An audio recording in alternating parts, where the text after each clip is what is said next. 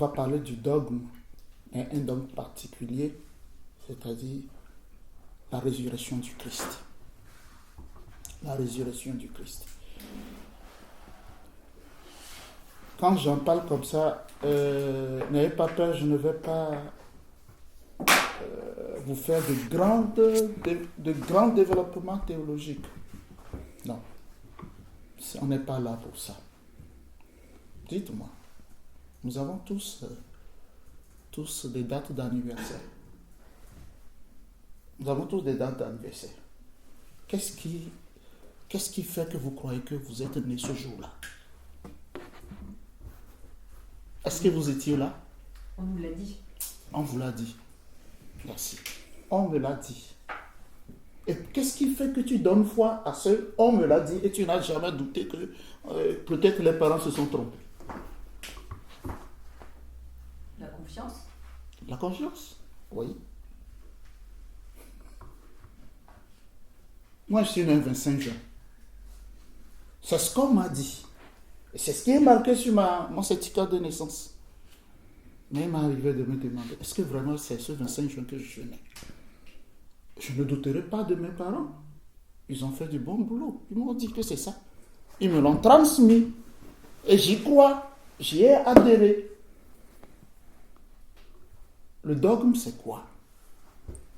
Le dogme, le mot dogme vient du mot dogma, c'est-à-dire vérité. Une vérité intangible. Si vous êtes fan de lecture, vous verrez de temps en temps des mots comme le dogmatisme, on s'en méfie. Mais dans la vie de chaque être humain, on a ce qu'on appelle le dogme. Une vérité dont on ne peut jamais douter. C'est pourquoi j'ai pris l'exemple de notre anniversaire de naissance. Qui était là? Non? Tu étais le principal intéressé. Mais les parents t'ont transmis que tu es né ce jour-là. Et tu n'oserais même pas douter de ce jour-là. Pour toi, ça va de soi. Ça va de soi. Alors, l'article de foi que nous allons étudier est dans cette même démarche. Dans cette même démarche. C'est-à-dire, on nous l'a transmis et l'Esprit Saint nous aidant, nous l'avons reçu comme une vérité dont on ne peut pas douter. Quoique c'est quand même gros, hein? C'est quand même gros. Mais, on se dit, mais, on l'a transmis. On ne peut pas en douter. La résurrection du Christ. On a vu des gens mourir tout le temps, personne n'est revenu. Vous êtes d'accord? Personne n'est revenu. Logiquement, on doit se dire, mais cette histoire, est-ce que ce n'est pas de l'arnaque? Oui. Est-ce que ce n'est pas de l'arnaque? Quand on meurt, on ne revient plus.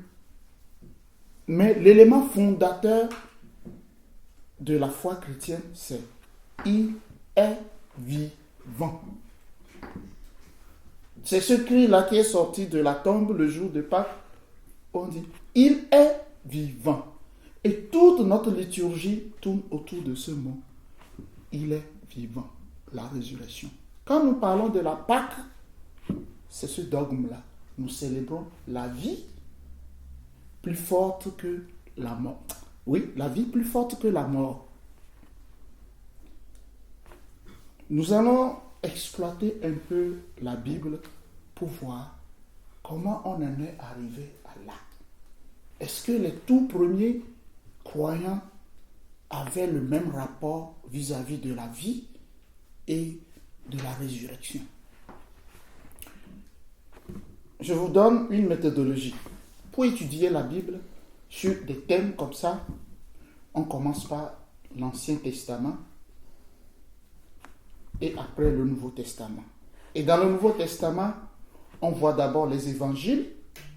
Après, on va puiser chez les écrits de Paul. Et après, on pourra se balader un peu dans la tradition de l'Église. Quand je dis tradition, il y a ceux dont le frère vous a parlé la dernière fois, c'est-à-dire les premiers croyants, qu'est-ce qu'ils nous ont laissé comme témoignage. Voilà la méthodologie que nous allons suivre. On va voir d'abord le livre de Jonas.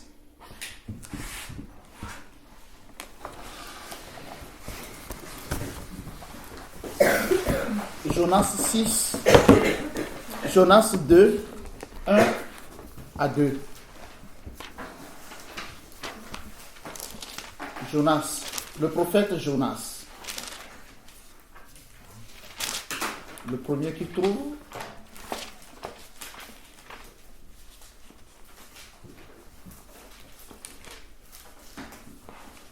Jonas combien? Jonas 2, Ah. 1 à 2.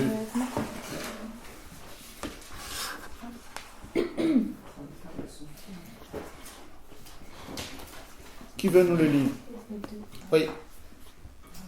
Alors le Seigneur dépêcha un grand poisson pour engloutir Jonas. Et Jonas demeura dans les entrailles du poisson 3 jours et 3 nuits.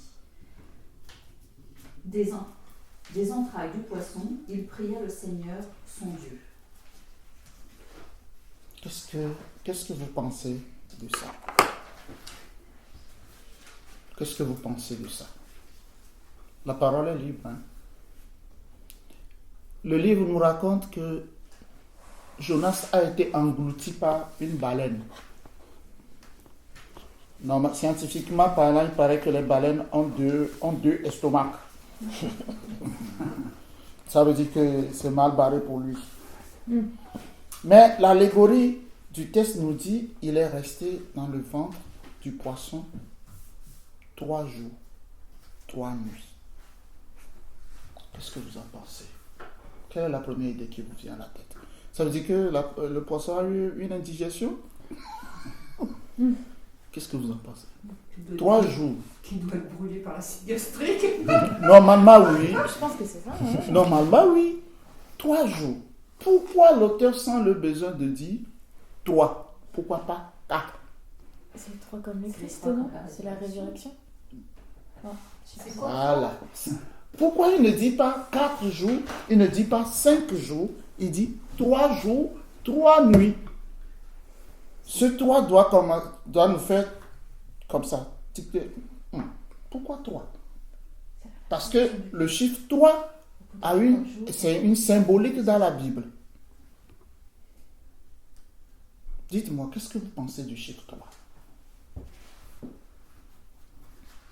La parole est libre. Hein? La parole est libre. 3 jours, 3 nuits. C'est la résurrection de Jésus. Oui, ça. Pour le moment, on ne sait même pas si Jésus viendra. On est Nous loin avant, là. Nous sommes encore très loin de Jésus. Mais déjà, on fait allusion à quelqu'un qui a bravé la mort durant 3 jours, 3 nuits. Trinité, 3. La Trinité est représentée aussi parfois par 3. Mais dans la Kabbale, dans la Kabbale hébraïque, 3, c'est le symbole du chiffre parfait. Pour dire de quelque chose que c'est parfait, on utilise soit 1 ou 3. Si vous vous souvenez, le premier commandement dit: écoute Israël, le Seigneur notre Dieu est comment? 1. Il est 1, pas décimal, c'est-à-dire 1, 2, 3, 4. Non, le Seigneur notre Dieu est parfait. C'est ce que ça veut dire. Donc le chiffre 1, le chiffre 3 signifie la perfection. Est-ce que Dieu serait-il en train de préparer la perfection pour l'homme? Le texte peut nous pousser à le croire. Je disais tout à l'heure que avec les 2 poches de la baleine, je crois que les sucs gastriques auraient déjà eu raison de ce monsieur. Vous êtes d'accord? Mais après 3 jours, le poisson va le rejeter sur la berge. est-ce que ça ne fait pas quand même penser à l'histoire d'un monsieur qui s'appelle Jésus? Est-ce que vous voyez le lien? Avec la baleine. En pensant le chiffre 3, 3 jours, 3 nuits, vous savez, dans le Nouveau Testament, Jésus est resté 3 jours, 3 nuits dans les entrailles de la terre. On le dit dans le credo. Dans les entrailles de la terre. Ben, quand on enterre quelqu'un, ça veut dire beaucoup de choses, ça veut dire qu'il n'y a plus d'espoir. Tout est fini. Comme à Jonas qui était dans le ventre de la baleine, 3 jours, c'est fini, c'est mort. Mais le texte va plus loin disant, après ces 3 jours, la baleine le rejette sur les bords de la mer. Ça veut dire que tout n'est pas encore fini. Ça fait quand même réfléchir. Comment il s'est débrouillé? On ne tire pas encore les conclusions. Mais on garde cette image-là. Comment il s'est débrouillé? Le deuxième test. Isaïe.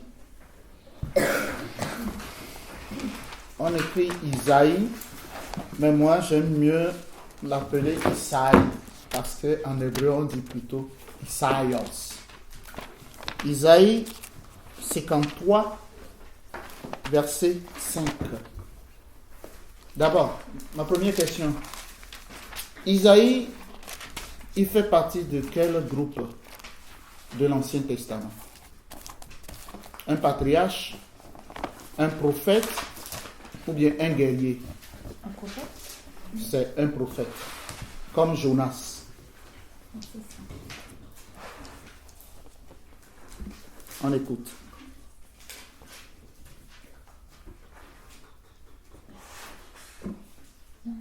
Oui, Mais lui, il était désordonné à cause de nos révoltes, broyé à cause de nos perversités. La sanction gage de paix pour nous était sur lui. Et dans ses plaies se trouvait notre guérison. Qui veut nous lire une autre tradition de ce verset? La Bible Tob, par exemple. C'est la même traduction. C'est celle-ci. C'est Oui, Tob c'est la Tob. Oui. Qui a... La Jérusalem. Voilà, lis-nous la Jérusalem. Écoutez la version de Jérusalem aussi. Mais lui, il a été transpercé à cause de nos crimes, écrasé à cause de nos fautes. Le châtiment qui nous rend la paix est sur lui. Et dans ses blessures, nous trouverons la guérison. Qu'est-ce que vous en pensez? Et lui? D'abord, c'est qui celui-là?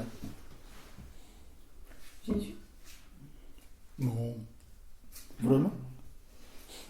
Parce que quand moi je lis ce chapitre, le chapitre, c'est, 60, je ne sais plus là, on ne parle jamais de Jésus, mais on parle d'un serviteur souffrant. 3 chapitres qu'on lui a consacrés. Mais quand on lit ces chapitres, on a comme l'impression que c'est la vie de Jésus programmée d'avance. Broyé, défiguré, on l'a compté parmi les méchants. Mais tu te dis, mais comment c'est possible? On dirait que l'auteur d'avance a vu toutes les tribulations de Jésus, ce que ça va être. On peut remonter un peu et continuer. Lis. Sur le 4. Oui, oui, oui. En fait, ce sont nos souffrances qu'il a portées, ce sont nos douleurs qu'il a supportées, et nous l'estimions touché, frappé par Dieu et l'humilité. Et humilié, pardon. Or, ce sont nos souffrances qu'il portait et nos douleurs dont il était chargé. Et nous le considérions comme puni, frappé par Dieu et humilié. On continue encore un peu. Verset. Il était méprisé, laissé de côté par les hommes, homme de douleur, familier de la souffrance, tel celui devant qui l'on cache son visage, oui, méprisé, nous ne l'estimions nullement.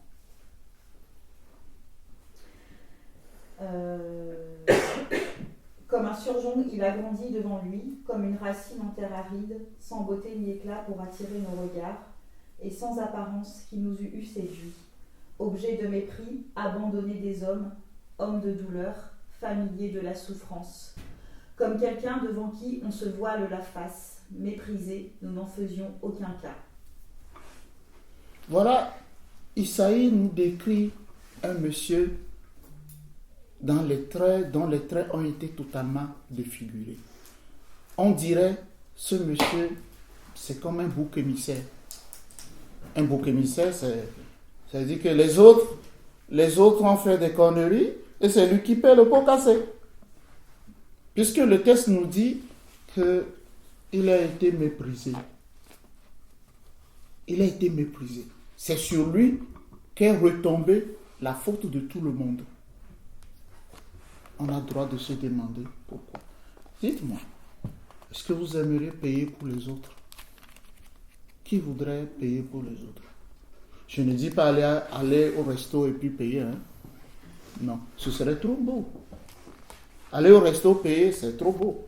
Mais ça dit que les gens fassent des conneries et que toi, tu acceptes d'être embarqué par les flics. C'est injuste. Juste, voilà. Ce qui scandalise dans ce texte, c'est que c'est le juste qui est injustement condamné. Et plus loin, on dira, mais malgré ça, il garde son calme. Qui de nous n'est pas scandalisé devant un acte injuste? Et surtout quand c'est nous, quand c'est toi-même. On a tous tendance à se débattre. Ah non, ça ne se passera pas comme ça. Oui. Mais devant ce serviteur dont on parle, mais c'est le calme. Il est zen. C'est l'ataraxie. Il se laisse faire. D'abord, on voit un homme tranquille. Un homme tranquille. Mais on est scandalisé aussi par l'injustice. On continue. Devant lui, celui-là végétait comme un rejeton, comme une racine sortant d'une terre aride. Il n'avait ni respect, ni prestance, tel que nous le remarquions, ni apparence telle que nous le recherchions. Je l'avais déjà lu tout à l'heure, mais... Oui, continue. Comme un surgeon, il a grandi devant lui. Non, continue de l'autre côté. Oui. C'est-à-dire Verset 2. Oui, c'est ça. Comme un surgeon, il a grandi devant lui, comme une racine en terre aride, sans beauté ni éclat pour attirer nos regards et sans apparence qui nous eût séduits. Continue. Objet de mépris, abandonné des hommes, homme de douleur, familier de la souffrance. Comme quelqu'un devant qui on se voile la face, méprisé, nous n'en faisions aucun cas. Continue. Or, ce sont nos souffrances qu'il portait et nos douleurs dont il était chargé, et nous le considérions comme puni, frappé par Dieu et humilié. Mais lui, il a été transpercé à cause de nos crimes, écrasé à cause de nos fautes. Le châtiment qui nous rend la paix est sur lui, et dans ses blessures, nous trouvons la guérison. Continue. Tous, comme des moutons, nous étions errants, chacun survivant son propre chemin, et Yahvé a fait retomber sur lui nos fautes à tous. Maltraité, il s'humiliait, il n'ouvrait pas la bouche, comme l'agneau qui se laisse mener à l'abattoir, comme devant les tondeurs une brebis muette, il n'ouvrait pas la bouche. Par contrainte et jugement, il a été saisi.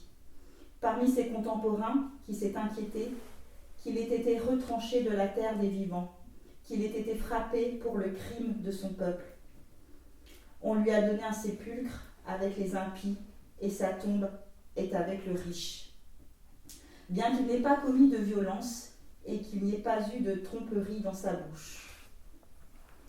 Continue. Yahvé a voulu l'écraser par la souffrance.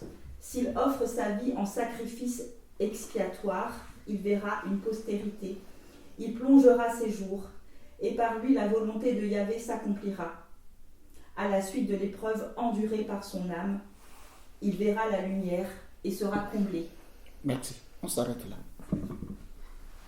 on nous parle de tombe et on nous dit qu'une tombe parmi les riches. Alors que tout à l'heure, on vient de nous parler d'un monsieur qui est rejeté par tout le monde. Bon, on se dirait, on va le jeter dans une fosse commune. Mais non, le texte dit, il a sa tombe parmi les riches. Est-ce que vous ne trouvez pas que l'idée est contradictoire un peu? C'est un homme rejeté. Un homme rejeté, on ne lui donne pas un sépulcre avec du marbre. Non. Un condamné à mort, guillotiné, on ne l'a jamais enterré avec éclat. Mais ce monsieur rejeté a été enterré avec éclat, parmi les riches. Il y a quelque chose qui cloche là-bas. Est-ce à cause de sa vertu de patience? Est-ce à cause du fait qu'il a accepté la volonté de Dieu jusqu'au bout? Le texte tend à nous faire comprendre que parce qu'il s'est prêté au jeu de Dieu, Dieu répond en disant, mais il viendra à la lumière. Mais il a traversé, il a broyé le noir tout à l'heure. Dans la Bible, très souvent, on oppose lumière et ténèbres. Et les ténèbres, ce n'est pas simplement l'absence de lumière. Non, les ténèbres, c'est aussi les conditions infra-humaines de l'homme. C'est-à-dire la douleur, la souffrance, la mort. Tout ce qui avilit l'homme devient ténèbres. Alors, le texte a dit qu'il viendra à la lumière. Déjà, avec Jonas, nous avons vu que tout n'était pas perdu. Et puis, avec ce texte aussi, nous voyons, après avoir écouté la longue litanie de tout ce qu'il a souffert, on termine en disant qu'il sera enterré parmi les riches et il viendra à la lumière. C'est quand même un changement brusque du ton que le texte avait. On va du pessimiste à un optimisme hors pair en même temps. C'est comme prendre le virage à 140 à l'heure, quoi. Il verra la lumière. Mais quelle lumière! Voilà. Quelle lumière! Ceux qui ont déjà participé au Vigie Pascal, la messe avant, la veille, on commence toujours cette messe par le rite de la lumière. On commence toujours cette célébration par le rite de la lumière.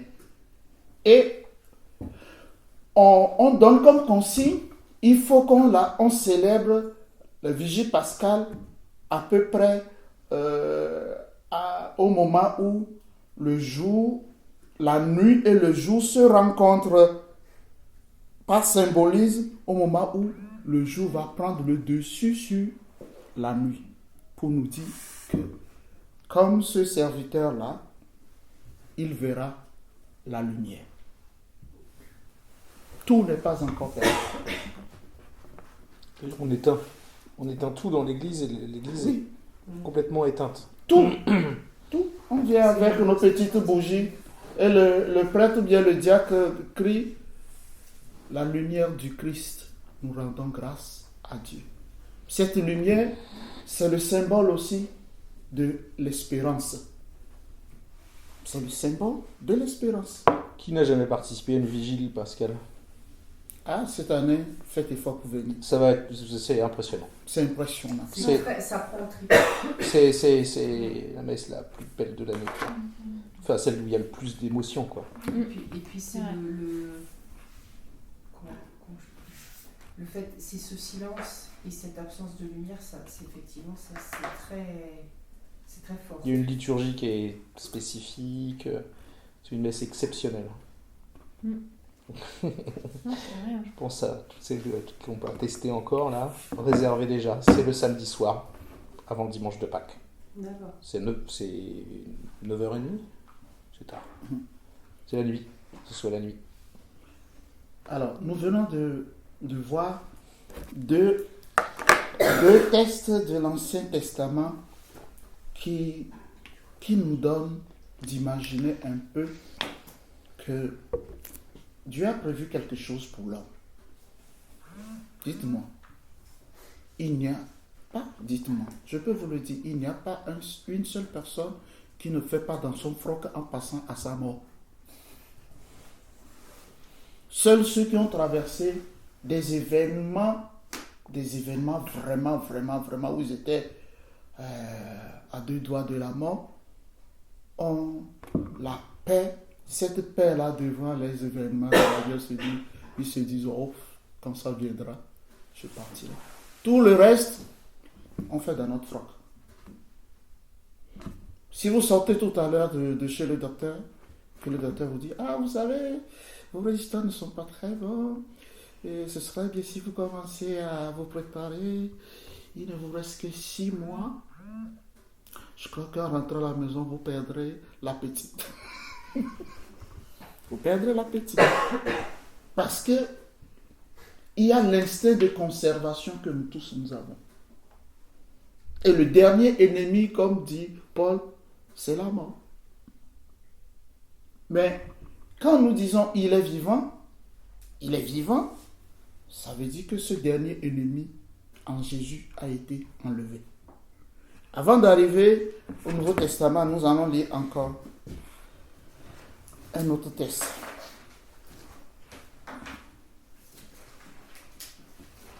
Osée, chapitre 6, verset 2.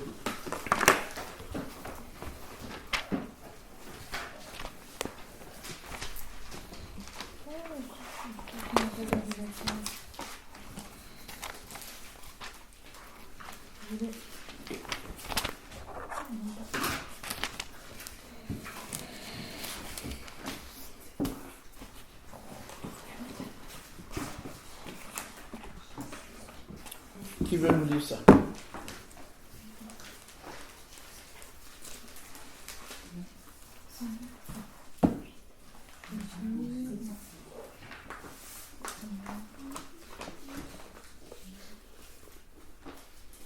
Osée, nous sommes toujours parmi les prophètes. Osée, c'est le prophète de l'amour, le prophète du Hesed. Son histoire, ça vaut la peine, ça vaut le détour. Si vous avez le temps, lisez-le. C'est une histoire humaine qui devient histoire divine. Je vais vous raconter ça en raccourci tout à l'heure. Oui, dites-moi. Osée chapitre 2, Osée chapitre 6, verset 2. Oui. Au bout de 2 jours, il nous aura rendu la vie. Au 3e jour, il nous aura relevés et nous vivrons en sa présence. Ça fait encore une autre marche. Au bout de 2 jours, il nous aura rendu la vie. Ça veut dire qu'ils ont perdu la vie. Qui veut lire nous ça dans la Bible de Jérusalem? Qu'est-ce que la Bible de Jérusalem met? Après 2 jours, il nous fera revivre. Le 3e jour, il nous relèvera et nous vivrons en sa présence. Vivre en présence de Dieu. Vivre en présence de Dieu. Il nous redonnera la vie. Et après, nous vivons en sa présence. Qu'est-ce que vous pensez de l'expression vivre en présence de Dieu? Qu'est-ce que vous en pensez? Dites-moi. Cette expression, ça vous dit quoi? Vivre en présence de Dieu. C'est qu'il est continuellement avec nous. Lucie, ça va? J'ai dit le paradis. Le paradis? Ah, le paradis. Moi, je voudrais bien commencer à vivre en présence de Dieu ici avant d'aller là-bas. Dans mon corps, déjà, je veux vivre en présence de Dieu. Oui, c'est le paradis. C'est le terminus du voyage. Ça, c'est le terminus du voyage. Mais vivre en présence de Dieu aussi, pour nous, c'est être conscient constamment qu'il est avec nous. Être conscient. Puisque le verset précédent disait, il nous fera revivre. Le revivre suppose on a perdu quand même quelque chose. On a perdu la vie. Mais Dieu est capable de donner encore la vie. Et quelle vie? La vie biologique simplement ou bien la vie, sa propre vie. Si vous vous souvenez, à la création, on nous a dit que Dieu, il a pris de la poussière, de la glaise, il a créé l'homme. Et dans l'homme, il a mis son souffle. En hébreu, on appelle ça le ruach, le souffle. Ce ruach peut être le vent, peut être le souffle, mais peut être aussi l'image de l'Esprit Saint. Mais c'est le seul terme générique qu'on utilise, le ruach, le souffle. C'est pourquoi à la Pentecôte on dira le souffle de Dieu. Nous avons quelque chose de divin en nous. Et ce quelque chose n'est pas encore libéré de son enveloppe charnelle. Et si l'enveloppe charnelle tombe, qu'est-ce qui nous restera? Est-ce que Dieu pourra nous donner encore? Quand l'enveloppe charnelle tombe, nous disons qu'il est mort. Mais le destin de l'homme, ce n'est pas de finir puisque nous avons un côté divin en nous. Ce côté divin-là, Dieu le réclame. Il dit, il nous redonnera vie. Il nous fera vivre en sa présence. Et je vais aller plus loin. On va aller dans le livre de Job.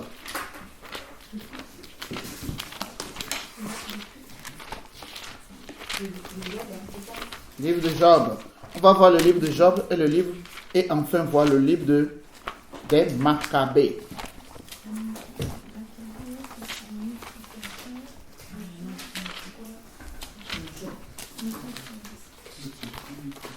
Ce livre, je sais que c'est un livre qu'affectionne Alain Jean. Ce livre, quand même, quand vous le lisez, c'est dur. Le chapitre combien? Attends, je vais vous donner le topo général du livre d'abord, et puis on va voir le chapitre. C'est l'histoire fantastique d'un monsieur, il s'appelle Job, qui était très riche, prospère, et qui en un rien de temps a tout perdu. Quand je dis tout, c'est-à-dire absolument tout.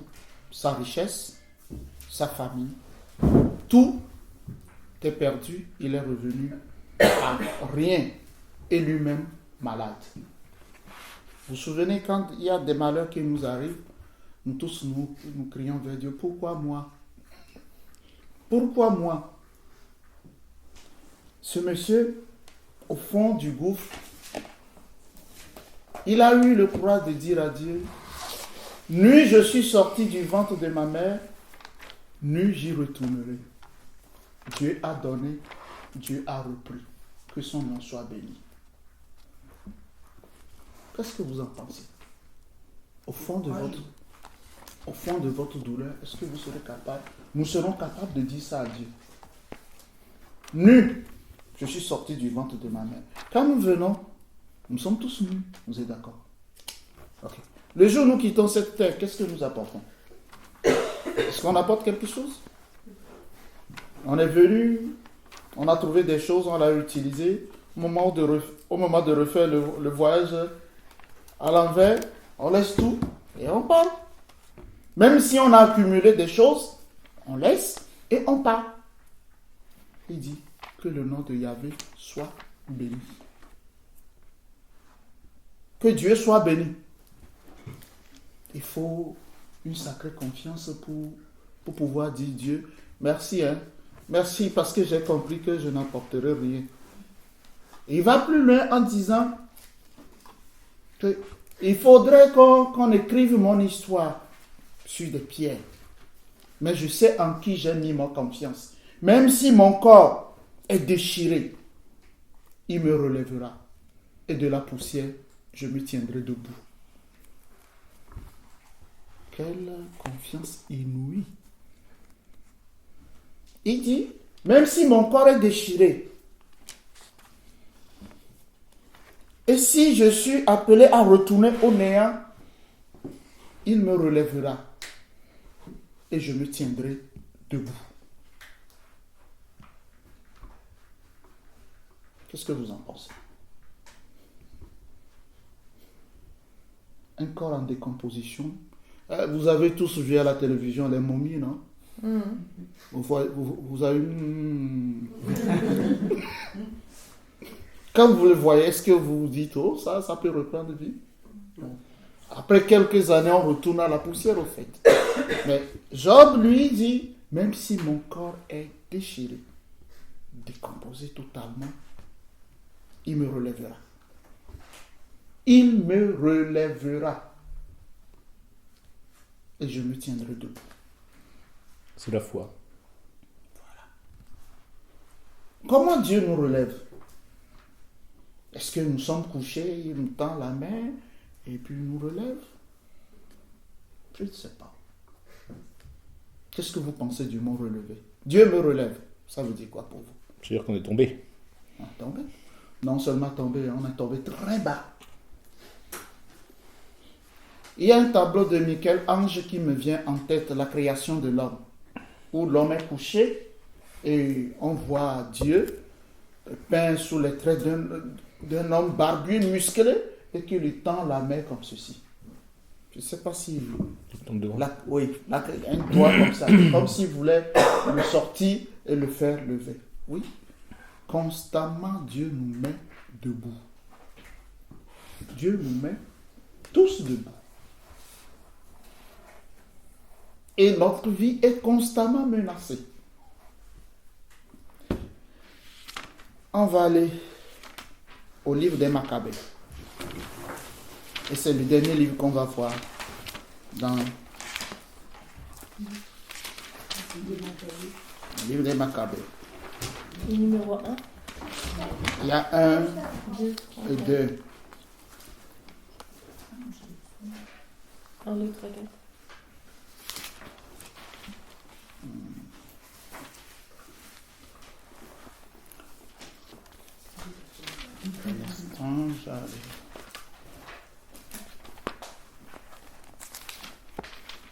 C'est 1258.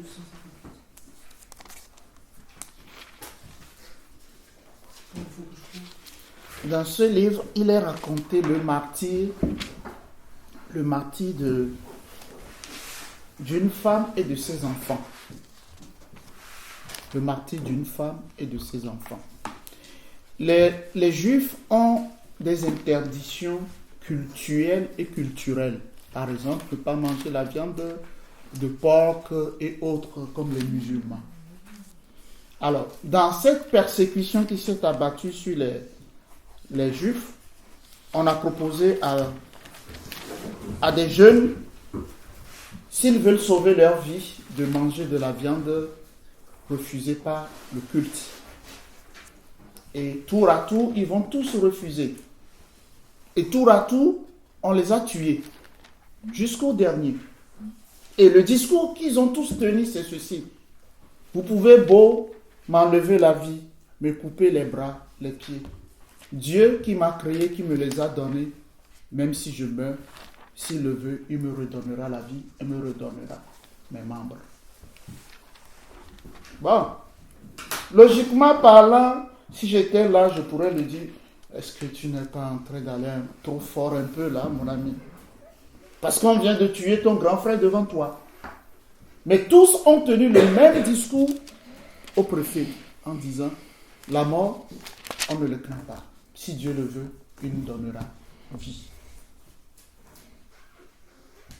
Qu'est-ce que vous en pensez? Qu'est-ce que vous en pensez? La foi. C'est Maccabée 2, 7. Maccabée 12, 7. 2, 7. 2, 7.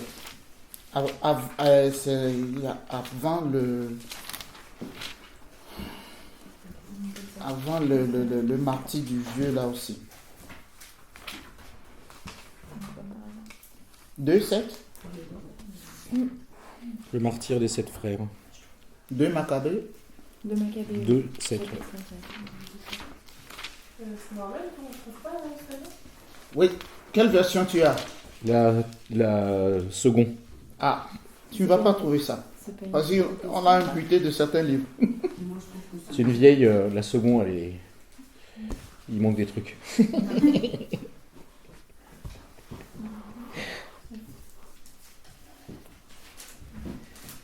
dans toutes les versions qu'il y a, la seconde, elle est libre de droit. Tu vois, c'est-à-dire qu'au niveau traduction, tu peux télécharger le texte, en imprimer et les vendre. Hein. Parce que le texte n'est pas protégé de la seconde. Et c'est une des vieilles traductions qui a plus d'un siècle à peu près, dans ces eaux-là. Et depuis, il y a eu beaucoup de traductions. Celle-ci est gratos. Donc comme elle est gratos, on peut imprimer des paquets, etc., gratuitement, sans avoir de droit à reverser. Alors que les autres, celle qu'on a, la Tob, là, c'est en fait les protestants, les orthodoxes et puis les catholiques qui se sont réunis pendant 20 ans pour écrire une Bible. Ils ont sorti un seul texte. Voilà.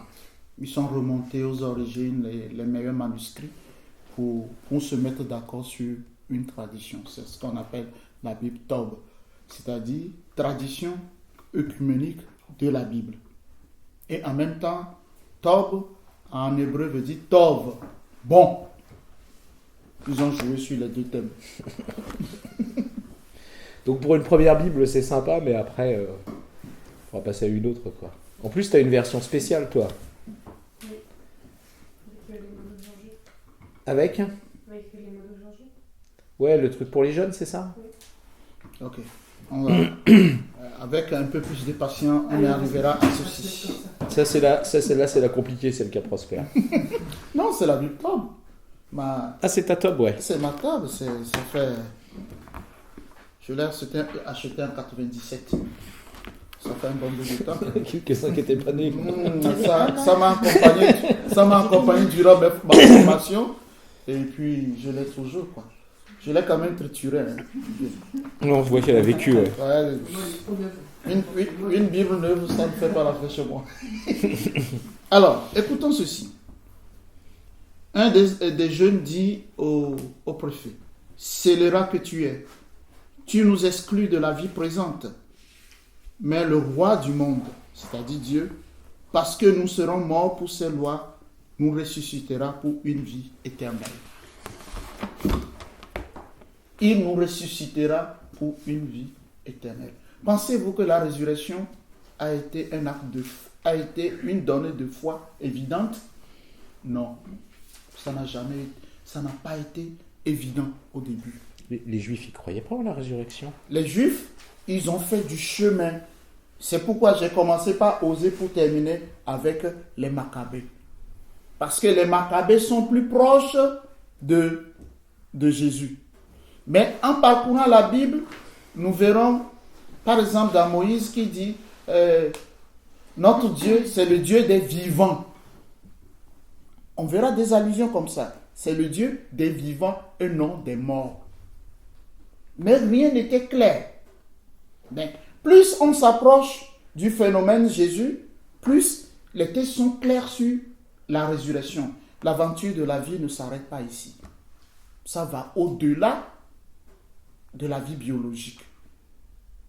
Ça va au-delà de la vie biologique. La question que vous vous posez, c'est comment ce serait possible? C'est en cela où on dit que c'est un dogme. C'est-à-dire, c'est une révélation de Dieu. C'est à ça que je vous appelle. C'est tout. Maintenant que nous avons vu la progression dans l'Ancien Testament, on peut explorer un peu le Nouveau Testament. Dans le Nouveau Testament, les choses vont se corser un peu. Se corser parce que c'est Jésus même qui va commencer à dire « Oui, je ressusciterai ». Les 12 qui étaient autour de lui ne comprenaient pas grand-chose à ce langage. Bon, il écoutait. Bon, je me dis qu'ils doivent l'écouter. Bon, encore une de ces idées farfelues qu'il a. Mais il a toujours insisté là-dessus.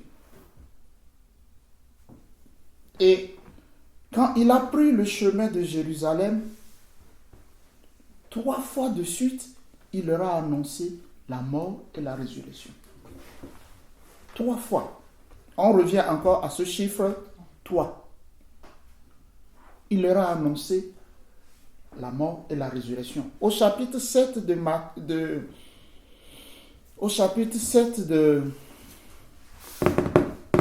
Marc, déjà, Jésus était à mi-chemin de Jérusalem. Parce que Marc, lui, présente Jésus quittant les faubourgs de Nazareth et en marche, en allée simple vers Jérusalem. Et sur le chemin, il leur disait, oui, nous allons à Jérusalem, les grands prêtres, les autorités vont se saisir de moi, le Fils de l'homme va souffrir, mourra, et il ressuscitera.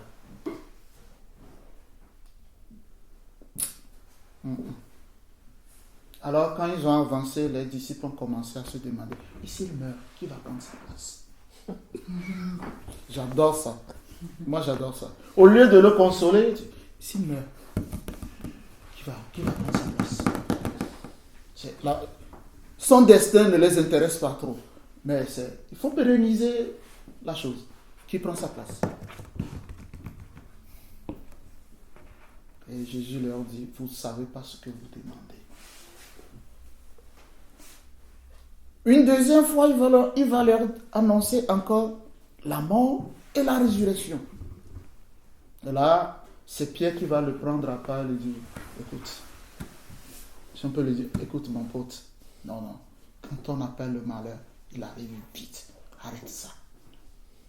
Puisque Pierre est plus âgé que Jésus, il est plus âgé, il peut quand même le conseiller, c'est son grand frère. Et bien Jésus lui dit, arrière, Satan. Allez, tes idées ne sont pas les idées de Dieu. Et pourtant, il vient tout à l'heure de lui jeter des fleurs. Hein? Oh, ce que tu viens de dire là, c'est l'Esprit qui te l'a dit. Et en même temps, il lui dit, dégage. Et quelques heures avant Jérusalem, il va encore annoncer que c'est ça qui va arriver. Mais il ressuscitera. Et pour préparer les disciples à affronter ce moment fatidique, il a amené Pierre, Jacques et Jean sur la montagne. Là, le texte dit, il s'est transfiguré. C'est-à-dire, pour dire vrai, il a levé un peu le voile sur ce qu'il est, pour qu'il voit ce qui se joue derrière le rideau. Voilà ce qui va arriver à Jérusalem. Mais du calme, voici ce que je suis. Voici ce que je propose. Et Pierre dit, on vit Moïse et Élie en train de converser avec lui. Et une voix se fit entendre, celui-ci est mon fils bien-aimé, écoutez-le. Ça doit faire quand même un sacré choc à ces messieurs. Un sacré choc. Il faut reconnaître la pédagogie, cette pédagogie-là que Jésus a aussi. Il sait que ces déclarations doivent avoir bouleversé ses disciples. Alors, il vient à leur secours. Il les amène voir ce qui se passe. Comme chrétiens, il nous faudra toujours dépasser ce que les gens voient pour aller à ce que les gens ne veulent pas voir. Il y a voir dans voir. Et le propre du chrétien, c'est que quand tout le monde s'émeut en disant c'est fini, nous on est là à dire c'est pas encore fini. Parce que ce Dieu, c'est un Dieu de surprise. Qu'est-ce qui nous donne cette conviction? Qu'est-ce qui nous donne cette conviction-là? Que ce Dieu est un Dieu de surprise. C'est ça qu'on appelle F-O-I. C'est-à-dire la foi. La foi. Et cette foi ne naît que si nous faisons l'expérience intime avec Jésus. Si vous vous souvenez, à notre première discussion, je vous disais que les premiers disciples ont vu Jésus et dit « Maître, où demeures-tu » Au lieu de leur indiquer le GPS, les coordonnées, venez et voyez. Ils sont venus et ils sont restés. Il ne leur a pas dit, venez rester. Alors, qu'est-ce qui s'est passé en ce moment pour qu'ils restent? Ça veut dire qu'il y a eu quelque chose qui s'est passé. Ils ne sont pas allés simplement pour voir et dire, ciao, ciao, arrivederci. Non.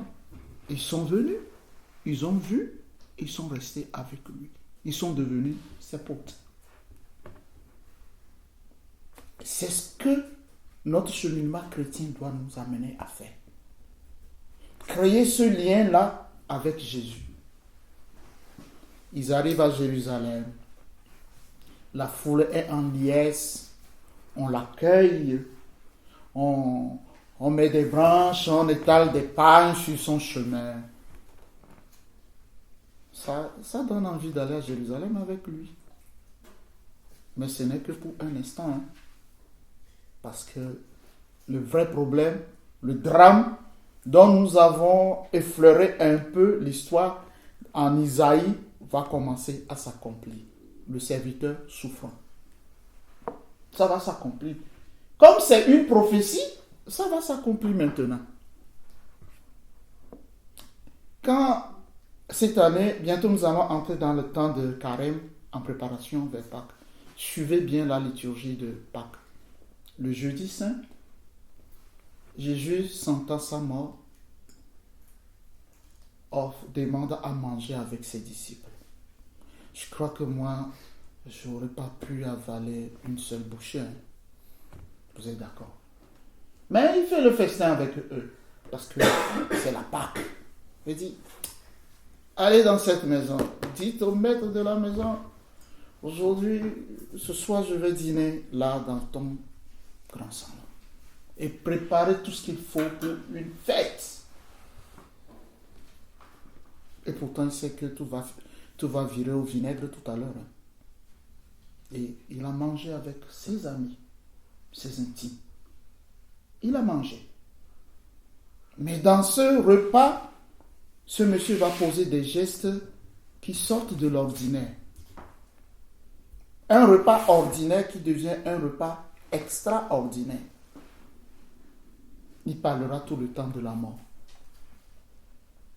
Ben, il y a de quoi plomber l'atmosphère. Il y a de quoi plomber l'atmosphère.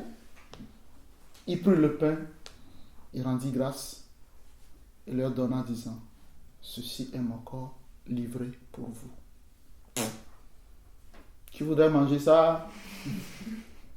Qui voudrait en goûter un peu de chair humaine? Un peu de viande hachée, du steak saignant? Il leur donna, mangez-en tous. Ceci est mon corps livré pour vous. Et il prit la coupe remplie de vin et rendit grâce. Ceci est mon sang, le sang de l'alliance nouvelle et éternelle, qui sera versé pour vous et pour la multitude en rémission des péchés. Il reprend en quelque sorte le vocabulaire que nous avons déjà vu avec le serviteur souffrant. Le même vocabulaire réapparaît. Il dit, buvez-en tous, vous ferez cela en mémoire de moi. Et s'entame une longue discussion. Est-ce que si tu connais celui qui veut te tuer, tu l'inviteras à table chez toi? Tu l'inviteras à table chez toi? Si supposons que tu as appris que Prosper est en train de fomenter un coup contre toi, il veut t'empoisonner. Est-ce que tu l'inviteras à table chez toi? Tu le laisseras seul dans ta cuisine et tu dis, ah, tu me suivais là, quand j'arrive, je vais aller prendre une baguette de pain à la boulangerie. Est-ce que tu ferais ça? Tu pourrais le faire? Personne ne pourrait faire ça. Personne. Et pourtant, Jésus a dîné avec Judas. Il a cru en lui jusqu'au bout. Il va même jusqu'à dire, celui qui mange avec moi va me livrer. Celui qui mange avec moi va me livrer. Je crois que son âme devait être très, très, très déchirée intérieurement. On dit, mais c'est qui? Il dit, celui à qui je vais donner la bouchée.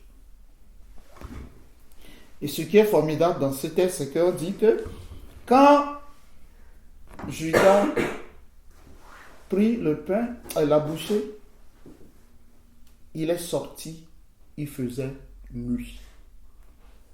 Mais déjà, il mangeait dans la nuit. Ce n'est pas maintenant qu'il fait nuit. Pourquoi Jean dit que quand il est sorti, il faisait nuit? Vous vous souvenez de la nuit que nous avons vue déjà dans l'Ancien Testament? Les ténèbres. Ça veut dire que quelque chose commence à se tramer. Il y a un complot qui part du naturel jusque dans le surnaturel. Il y a quelque chose qui se trame. Le noir. Il faisait nuit. Aussitôt que Judas sortit, Jésus proposa aux disciples, allons prier. Allons prier.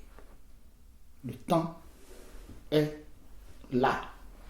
Les événements dont je vous ai parlé vont s'accomplir.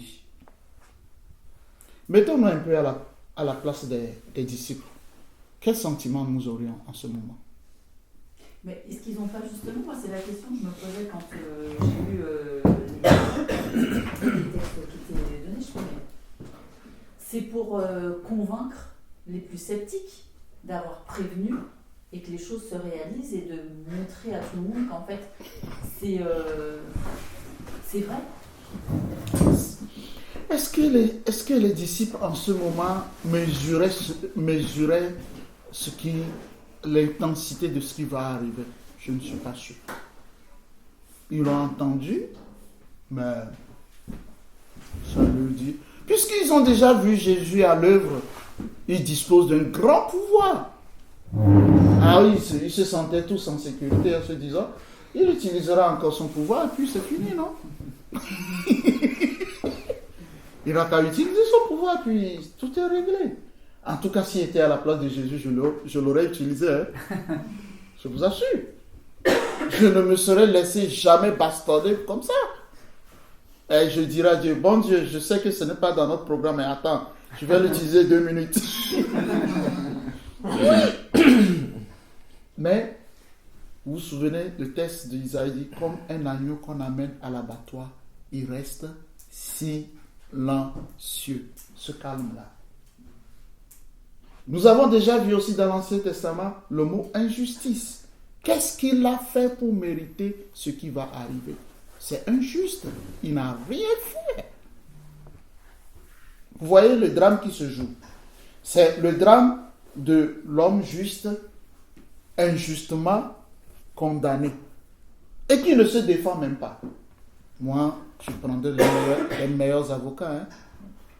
Ah oui, j'appellerai Jean au secours. Je vous appellerai au secours, venez me défendre.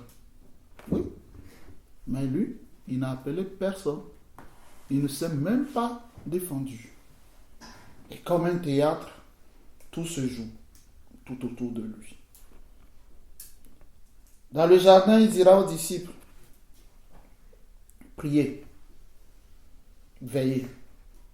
La chair est faible, mais l'esprit est prompt. Priez pour ne pas tomber en tentation. À peine ils s'est éloigné, ils ont commencé à dormir. Ils ont commencé à dormir. Ils sont déconnectés totalement de ce que vit leur maître. Ils n'en pouvaient plus. Peut-être qu'ils ont peut-être aussi bu, hein, on ne sait jamais. Ça aide à dormir parfois. Hein, une coupe de vin, allez, ça fait dormir. Peut-être qu'on ne sait jamais, mais ce qui est sûr, c'est qu'ils ont commencé à dormir.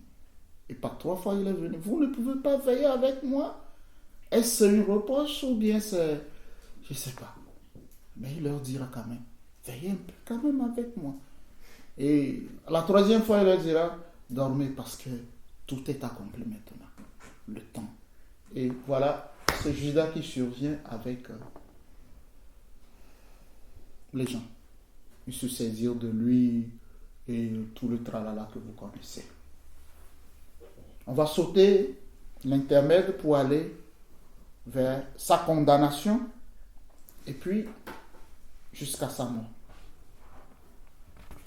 Ce que moi j'adore dans le procès de Jésus, c'est Jésus devant Pilate. Moi j'adore ça. Pilate est étonné du calme de Jésus.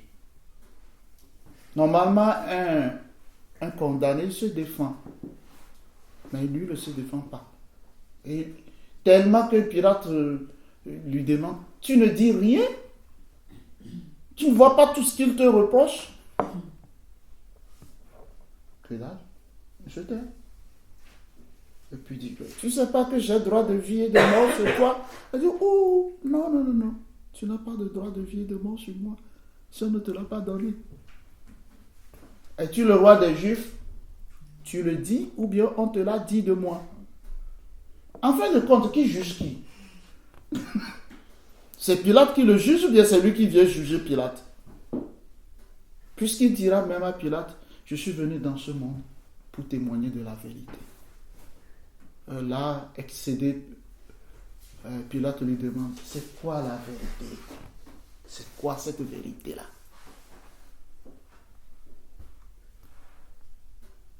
Matthieu nous dit que Pilate savait qu'il était juste. Mais la tradition, c'est que on doit relâcher un bandit le jour-là. Et on préférera un vaurien à un homme juste. C'est-à-dire Barabbas. Barabbas, c'était quoi? C'était un agitateur politique. Un agitateur politique.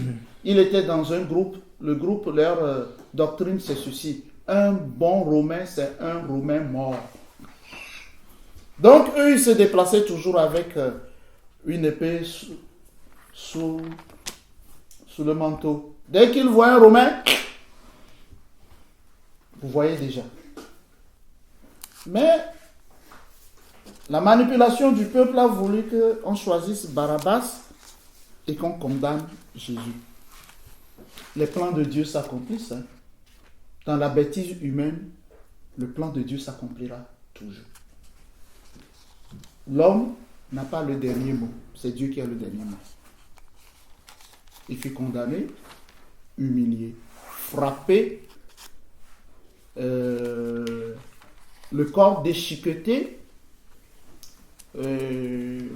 couronné d'épines, cloué au bois. Soit dit en passant, c'est pas sûr qu'on lui a mis un tissu autour de la taille. Hein. C'est les chrétiens qui ont voulu cacher peut-être la nudité de Jésus. Hein. Et exposé au monde entier. Exposé au monde entier. Nous ne faisons pas très attention à ce fait-là que il a été cloué juste en dehors de la ville. C'est comme s'il est exclu de la ville, comme nous l'avons vu dans le serviteur souffrant. Il est exclu. Il est exclu. Et il est exposé. Les paroles de Jésus sur la croix. Élie, Élie, lama sabachthani. Mon Dieu, pourquoi tu m'as abandonné? Je veux partir de cette prière de Jésus qui reprend le psaume, quel psaume? 21. Voilà, le psaume 21 pour arriver à là où je veux. Sur la croix, le Fils de Dieu a expérimenté le silence de son Père. Et il a crié vers son Père. Pourquoi? Pourquoi m'as-tu abandonné? Pourquoi ton silence? Et pourtant, dans sa vie publique, on me disait qu'il passait des nuits entières à dialoguer avec son Père. Je me demande qu'est-ce qu'ils ont à se raconter, ces deux-là. Il quittait et il allait prier toute la nuit. Ils doivent être bavards, les deux. Tout est bavard. Il nous a dit, le Père est en moi et je suis dans le Père. Alors pourquoi il va encore toute la nuit parler? Qu'est-ce qu'il a comme ça à dire à son papa? Vous voyez, mais sur la croix désormais, c'est le silence. Père, pourquoi m'as-tu abandonné? Et jusqu'à la mort. Jusqu'à la mort. On dirait que Dieu, il a fait la sourde oreille. on dirait qu'il est devenu silencieux d'un seul coup. Au moment de mourir, il dira, en tes mains, je remets mon esprit. En tes mains, je remets mon esprit. Et on a vu, il sera évidemment enterré dans une tombe de riche, comme nous l'avons vu. Une tombe de riche, une tombe qui ne s'est pas creusée. Joseph d'Arimathie qui s'est creusé sa propre tombe, ce n'est pas n'importe qui, c'est un homme riche, et il a été le premier à goûter à cette tombe. Précipitamment, on l'a mis là-bas. Donc la prophétie s'accomplit. Nous avons vu dans l'Ancien Testament qu'il nous relèvera. On est tous là, les yeux rivés sur la tombe. Est-ce qu'il va le relever? On verra bien. Déjà sur la croix, les gens se moquaient de lui en disant, il en a sauvé beaucoup, qui se sauve lui-même et nous croirons en lui. Allez, c'est toi le faiseur de miracles. Médecin, guéris-toi toi-même. Oui. On nous a raconté aussi que les deux bandits qui étaient là, il y avait un qui se moquait de lui. Mais l'autre a dit, écoute, nous méritons bien ce qui nous est arrivé. Nous méritons bien ce qui nous est arrivé. Mais lui n'a rien fait. Et il dit, souviens-toi de moi. Dans la tradition juive, quand on crucifie quelqu'un, ça veut dire que ce quelqu'un, c'est un maudit. Même s'il meurt, il ne rentrera jamais dans la maison de Dieu. C'est dans leur tradition, ça. C'est un maudit. Il est condamné à errer. Et d'habitude, ce n'est pas les justes qu'on crucifie, mais les bandits de grand chemin. Pour que ça serve de leçon à ceux qui sont là, pour leur dire, vous avez intérêt à vous tenir au carreau, sinon, vous voyez, c'est ce qui va se passer. Mais Jésus, il n'appartient pas à cette catégorie. Donc nous revoyons encore la souffrance de l'homme juste. Le juste qui souffre injustement. Ce que nous avons vu avec Job. Job a dit, même si mon corps est déchiqueté, il me relèvera. Nous allons vérifier si le corps déchiqueté de Jésus, parce que son corps a été vraiment déchiqueté. Nous allons voir si vraiment, il va le relever.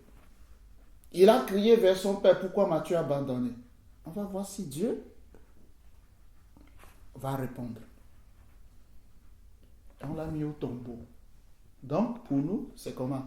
C'est mort, c'est fini. Et puis, on a pris soin.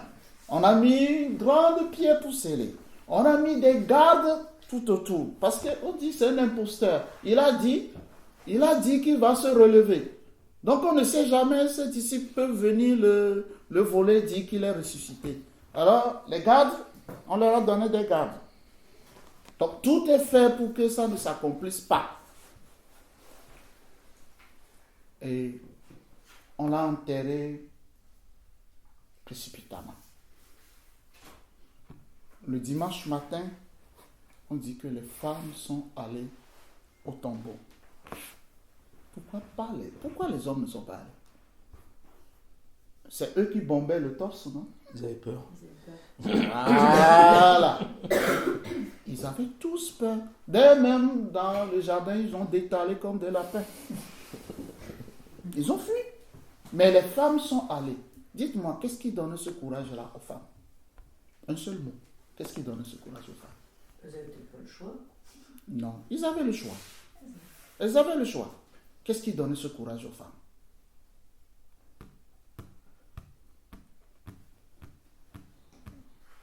Un seul mot. La foi, Non, la confiance, non. C'est l'amour. Merci. C'est l'amour. On parle de Marie-Madeleine. On parle de Marie et Marie. Cette sensibilité particulière que la femme a joué dedans. Un être d'affection hors pair. Elles ont bravé tout. Elle n'a eu qu'une seule idée. Aller lui donner le dernier bain et l'arranger bien. Elles n'ont pas pensé à ceci. Comment nous allons rouler la pierre? Là, le plan n'est pas... non. L'intuition, c'est que nous allons aller. Mais comment on va le faire? Pas de plan. C'est ça le propre aussi de la femme. Félicitations, chère femme. Il y avait des gardes. Les gardes, je crois que les gardes ne vont pas leur faciliter la tâche. Hein. Elles sont allées et qu'est-ce qu'elles ont découvert? La pierre était roulée. Une pierre scellée, ça veut dire que c'est fini. C'est le symbole, c'est fini. Plus d'espoir. Mais elles ont constaté que la pierre était roulée. Ça veut dire qu'il y a quelque chose qui s'est passé. Et quand nous prenons les témoignages des quatre évangélistes, les témoignages ne sont pas les mêmes. Heureusement. Ça veut dire qu'ils ne se sont pas mis d'accord pour nous concocter une histoire à dormir debout. Chacun racontait la chose avec son petit détail. Il y a un qui dit, quand ils sont rentrés, ils ont vu une tombe avec des anges. Il y a un autre qui dit, ils ne sont pas rentrés, ils ont couru, ils sont allés voir Pierre et les apôtres pour leur dire, quelqu'un a volé Jésus. Il y a un autre qui dit, voilà que Marie-Madeleine a vu un homme et pensait que c'était le jardinier. Il lui dit, où as-tu mis mon Seigneur? Et Jésus lui dit, Jésus l'appela de son nom. Elle se retourna et dit, Rabouni.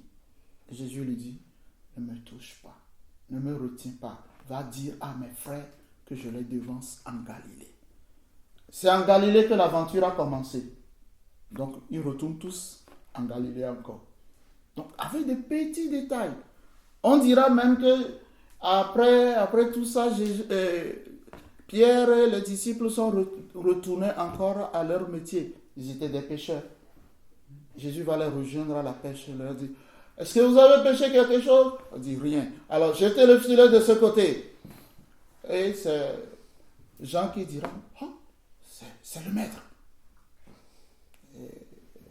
Pierre, qui était presque nu, s'est couvert de quelque chose, il a sauté dans l'eau. On nous parlera aussi de la rencontre de Jésus avec les disciples d'Emmaüs, ces deux-là, qui ont quitté sur la pointe des pieds Jérusalem. Ils sentaient le danger venir, ils disent, on s'éclipse. Et chemin faisant, ils broyaient le noir. Jésus s'approche d'eux et leur dit, de quoi discutez-vous? J'aime bien ce test-là. Parce que si j'étais à la place des disciples, je lui dirais, de quoi te mêles-tu? Parce que quand tu vois deux inconnus bavarder, tu ne leur demandes pas, alors, vous dites quoi? Non. C'est pour nous dire qu'il s'invitera toujours dans notre vie. Il s'invitera. Il dit, tu es le seul à ne pas savoir ce qui s'est passé. Il dit, homme de peu de foi. Et il a recommencé à leur expliquer les choses. Jusqu'à ce qu'il n'arrive là où il devait arriver. Ils étaient tellement contents d'écouter ces paroles réconfortantes qu'ils n'ont pas voulu le laisser partir. Ils disent, reste avec nous, le soir approche. Reste avec nous, le soir approche. Ils vont à table. Quand on t'invite à table là, tu ne t'improvises pas maître de la table. Et c'est ce que Jésus va faire. À table, il prit le pain, le rompit et le leur donna, et leurs yeux s'ouvrirent et il disparut à leurs yeux. Il dit, mais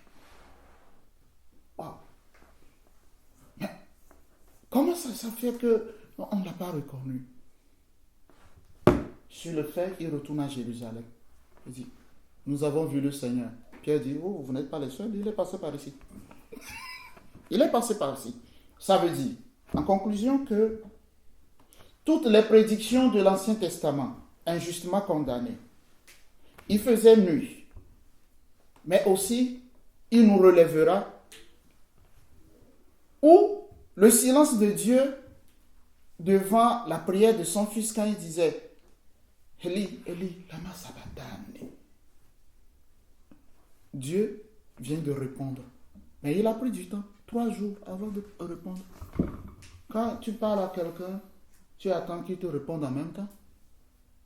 Tu envoies un SMS à quelqu'un, la personne, peut-être tu cherches la personne urgemment, la personne attend, oh, j'ai encore du temps. Oh. Et 3 jours après, il répond, tu te dis que il ne me prend pas au sérieux. Vous êtes d'accord? On ne prend pas au sérieux. Mais le temps en Dieu n'est pas le temps de l'homme. La réponse de Dieu à la prière de son fils sera magnifique. Il sera magnifique. Il tira son fils du séjour de mort et le ramena à la vie. Il est vivant. C'est pourquoi à partir de là, notre vie de chrétien est basée sur ce geste magnifique de Dieu. Il est vivant. Et désormais, nous pouvons dire que la vie sera toujours plus forte que la mort. Paul, dans son euphorie, dira, « Ô mort, où est donc ta victoire ?»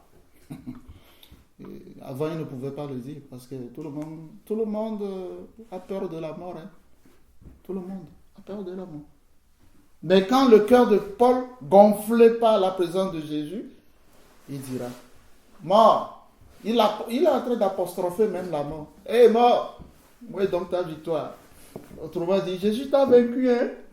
Tu faisais le garçon, mais cette fois-ci, tu as terrassé. Jésus t'a terrassé. Et c'est ça, notre foi. C'est ce que nous proclamons. Cet après-midi, j'ai eu des obsèques à Chaume. Je terminais en disant, en Jésus, la mort n'est plus un adieu. La mort est devenue un au revoir. Le sens a changé. Ceux qui n'ont pas d'espoir, d'espérance, ils n'ont pas de foi, peuvent se dire que c'est un adieu. Mais pour nous, ce n'est qu'un au revoir. On se retrouvera. Et qu'est-ce qui nous donne cette force-là de croire? C'est parce que nous croyons en la résurrection du Christ. Il nous a promis ceci.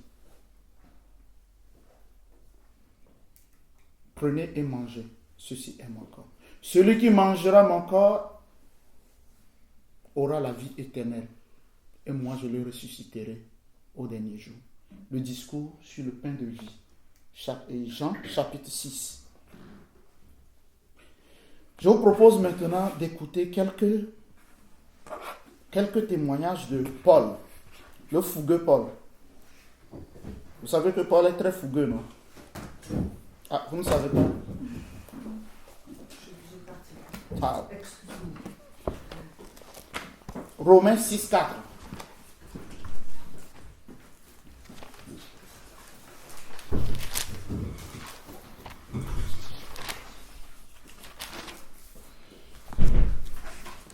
Romains 6, 4.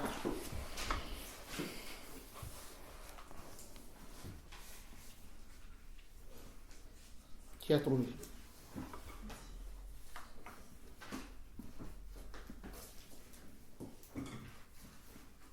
Oui, celui qui l'a trouvé peut le lire. Oui. Par le baptême, en sa mort, nous avons donc été ensevelis avec lui, afin que, comme Christ est ressuscité des morts par la gloire du Père, nous menions, nous aussi, une vie nouvelle. Est-ce que tu peux nous relire ça?